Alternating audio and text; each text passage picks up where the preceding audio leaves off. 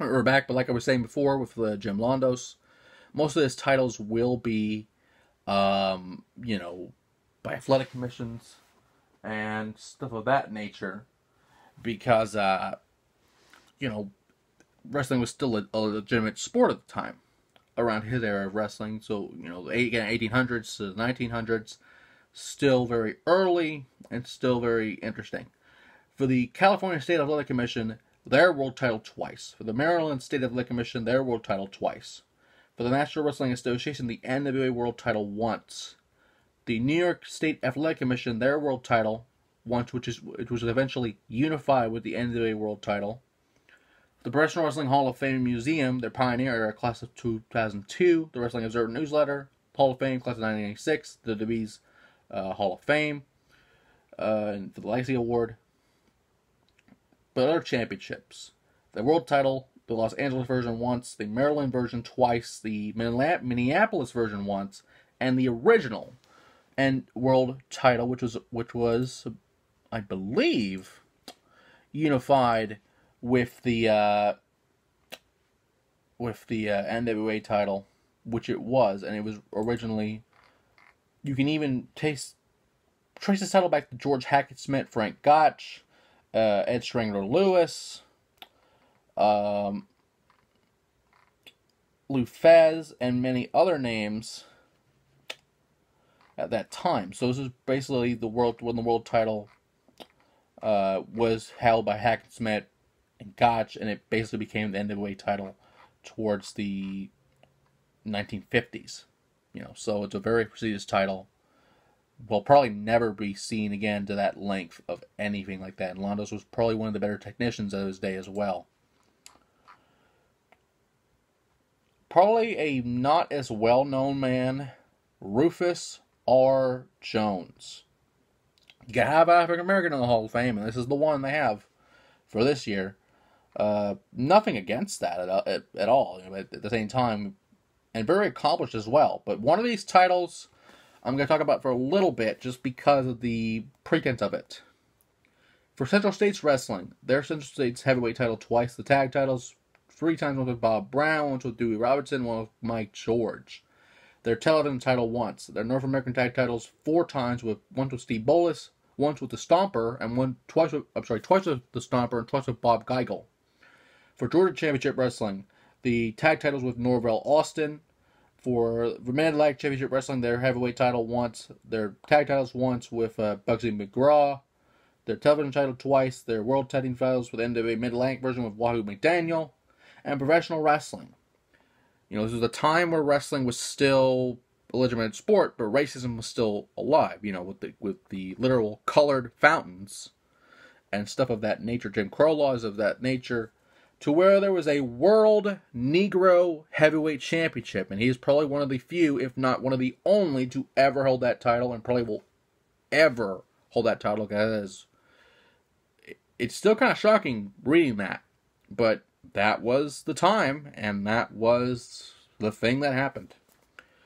For the PWI, Pro Wrestling Illustrated, 477 in the PWI Year's Edition 2003, Pro Wrestling This Week, which was a weekly television show, what was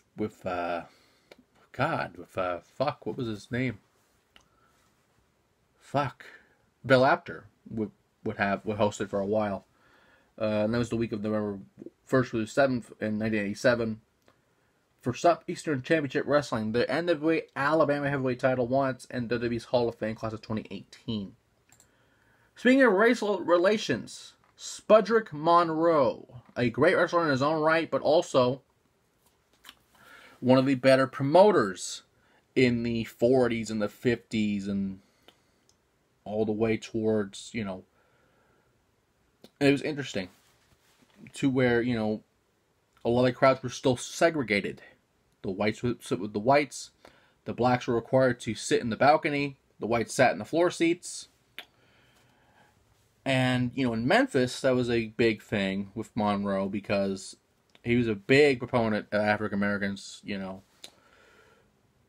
to the point where the black people, I hate saying it like that, but it was the reverse, where the blacks were allowed to sit in the front rows, But the balconies were still filled at that time because, that's where they sat, that's where they were. It's more of like the back of the bus situation because they were used to it, and you're used to something for a while. You do that, and you sit where you are, which you don't have to do that. But, of course, with Monroe being the biggest draw at that time of his era, would not perform unless blacks were allowed to sit in any seat they wanted. And the crowd was desegregated in Memphis and soon around the world. But as far as his titles are concerned, for the Cauliflower Alley Club, the Gulf Coast CAC Honorary 2000, for Championship Wrestling from Florida, the NWA Southern Florida Tag Titles with Rocket Monroe, the Florida Tag Titles with Norvell Austin, the World Tag Team Titles, Florida version twice with Rocket Monroe. For Gulf Coast Championship Wrestling, the Gulf Coast Louisiana title, which again, much like the Georgia situation, territory within a territory kind of deal. The Mid-South Sports, the Georgia Heavyweight title twice.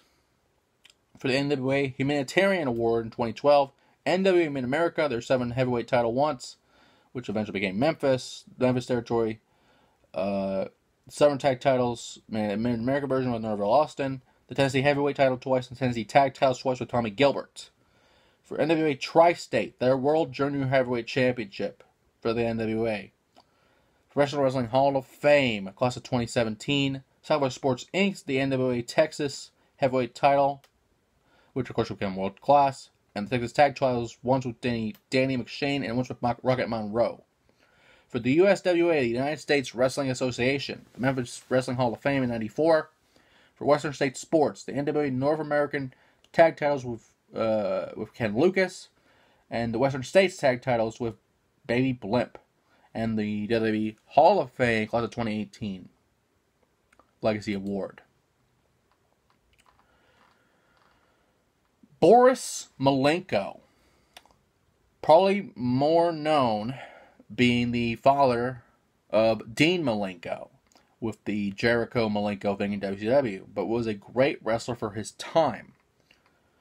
Of course, had managers like Izzy Slapowitz, which is a real name, and managed people like Jerry Blackwell. So he has, and trained even people like Axe, Johnny B. Bad, Paul Diamond, Gangrel, Van Hammer, Barry Horowitz, Buddy Landale, Haystacks Calhoun Jr., which I guess the son of Haystacks, which he didn't know he had a son. Good for him, though. Bob Cook, Dean Malenko, Joe Malenko, Fred Ottman, who is probably more known as Tugboat and Typhoon, Perry Saturn, Norman Smiley, Soulman Alex G, and Sean Waltman, otherwise known as X-Pac. And we'll go towards his title. We're on the home stretch right now.